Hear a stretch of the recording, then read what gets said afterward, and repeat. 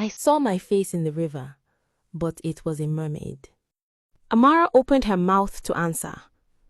I'm not okay.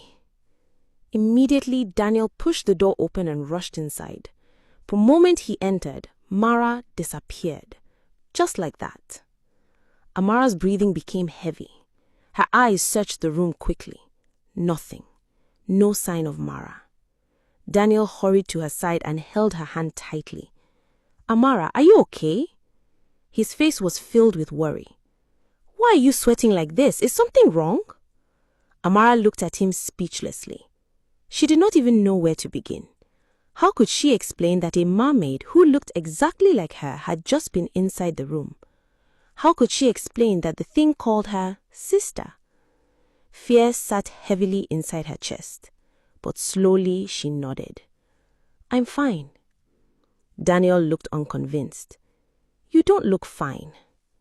Amara forced a weak smile immediately. It's just stress.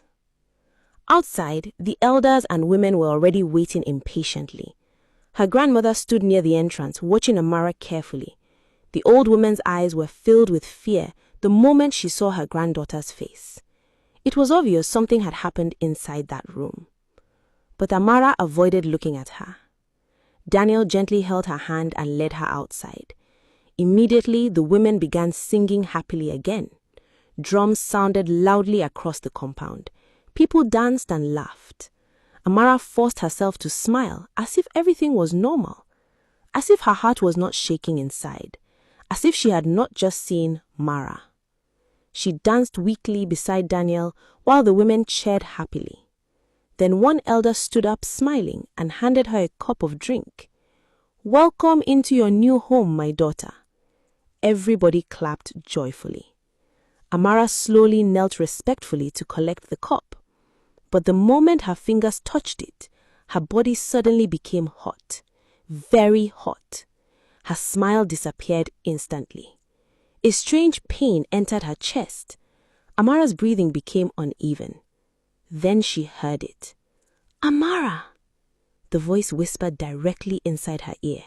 Cold, painful, crying. Her eyes widened instantly. Nobody else seemed to hear it. Amara! The voice came again, this time louder. Amara's hand began shaking badly. The drink spilled to the ground. People frowned in confusion. Then suddenly, Amara screamed. She stood up immediately and ran. The cup fell from her hand and shattered. The entire compound became silent. Everybody stared in shock. Amara! Daniel shouted. But she kept running blindly. Women began murmuring fearfully. What is happening? Why did she run? The elders exchanged confused looks. Daniel tried to chase after her, but Amara had already disappeared into the darkness. Then slowly, her grandmother stood up. Fear swallowed the old woman's face completely, because deep inside, she already knew where Amara was running to. The river.